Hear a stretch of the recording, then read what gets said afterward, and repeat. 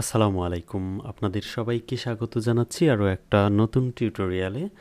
আমরা জানি যে আপনারা অনেকেই এই ভিডিওতে ক্লিক করেছেন একটা সমস্যা সমাধানের জন্য, আর সেটি হচ্ছে কিভাবে অফিসের যে ওয়ার্ড প্রোগ্রাম রয়েছে এটিতে ঠিক এরকমভাবে আপনারা একটি উইন্ডো বা বর্ডার নিয়ে আসতে পারেন, যেটির মাধ্যমে আমরা আমাদের লেখাগুলোকে একটি বাউন্ডারির মধ্যে রাখতে পারি। ইতিমধ্যে বিভিন্ন টিউটোরিয়াল আপনারা দেখেছেন, যেগুলোতে সমাধান পাননি তাদের জন্য এই ভিডিও। প্রথমেই আমাদেরকে যেতে হবে ফাইল মেনুতে, অর্থাৎ ফাইল মেনুতে ক্লিক করার পর আমরা অপশনসে ক্লিক করব। এরপর আমরা একটু স্ক্রল ডাউন করে অর্থাৎ অ্যাডভান্স থেকে একটু নিচে এসে টেক্সট বাউন্ডারিজ এই অপশনটা ইনেবল করলে কিন্তু আমাদের যে সমস্যাটা দেখা যায় সেটা হচ্ছে যে এরকম একটা বাউন্ডারি দেখা যায়, এবং আমরা যদি এখানে টেক্সট টাইপ করি এন্টার চাপলে এরকম একেবারে আমাদের বাংলা খাতার মতো দেখা যায়।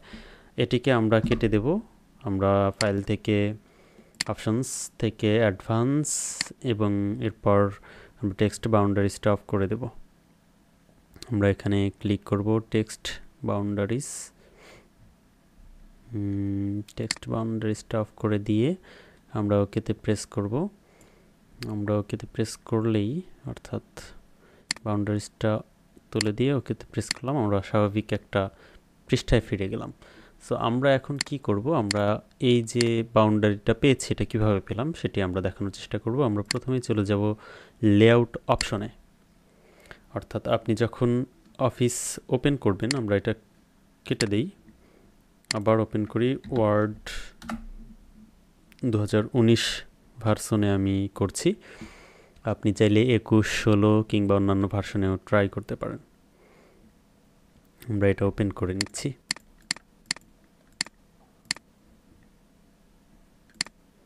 সো কিছুক্ষণ সময় লাগছে, আমরা এটি ওপেন করে নেব। ওপেন হওয়ার পরপরই আমরা দেখাবো যে কিভাবে আপনি এটি খুব দ্রুত সময়ের মধ্যে করতে পারেন এবং আপনার সমস্যা থেকে মুক্তি পেতে পারেন।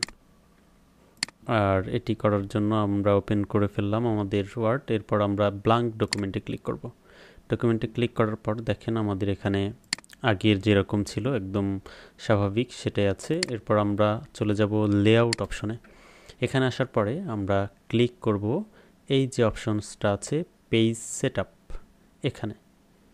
এখানে ক্লিক করার পরে আমাদের পেজ সেটআপ এটা ওপেন হবে। এরপর আমরা মার্জিন, পেপার, লেআউট এরকম অপশনস পাবো। অ্যান্ড দেন আমি হচ্ছে লেআউটে ক্লিক করব। লেআউটে ক্লিক করার পর নিচে আছে বর্ডার্স, এখানে ক্লিক করবেন।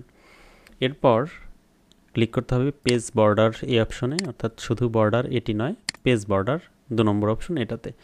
এখানে ক্লিক করার পরে আমরা ক্লিক করব বাম পাশ থেকে বক্স থেকে।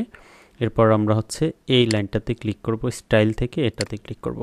ক্লিক করার পরে আরেকটা ছোট্ট কাজ করতে হবে, সেটা হচ্ছে যে shading borders page borders and text and colour none art and অপশনে ক্লিক করতে হবে। অপশনে ক্লিক করার পর আমরা এখান থেকে মেজার ফ্রম এখানে ক্লিক করে টেক্সট করে দিতে হবে। সো এটা করে দিলে আমরা আমাদের কাঙ্ক্ষিত ফলাফল পেয়ে যাব। ওকেতে ক্লিক করব অ্যান্ড দেন এখানে প্রেস করব।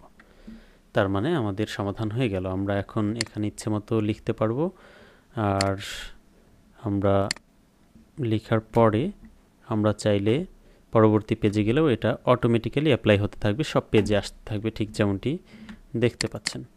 সো আমরা যদি আবার আরেকটা পেজে চলে যাই, অর্থাৎ এটা আপনি কন্ট্রোল পি দিলে অর্থাৎ প্রিন্ট প্রিভিউ দিলে, আমরা যদি প্রিন্ট প্রিভিউয়ে চলে যাই,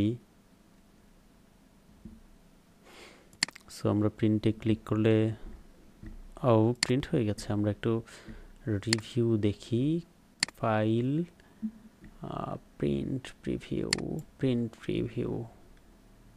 সো এটা হচ্ছে আমাদের প্রিন্ট প্রিভিউ। এখানে আসলে আমরা দেখতে পারবো, অর্থাৎ প্রিন্ট হলে আমাদের এরকম মার্জিনটা সহ দেখা যাবে।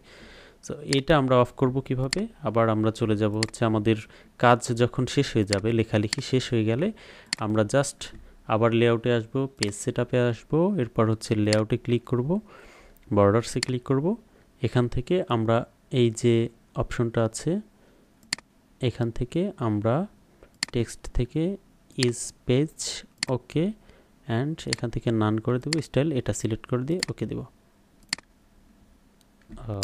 তারপরেই আমাদের এটি সমাধান হয়ে যাবে। আমরা আর একটু ট্রাই করি, আরেকবার ঢুকবো এখানে, লেআউট বর্ডার্স, বক্সটা আমাদের নানে ক্লিক হয়নি, এজন্য এপাশে চলে এসেছিলো, আমরা নানে ক্লিক করলাম, স্টাইল ওকে।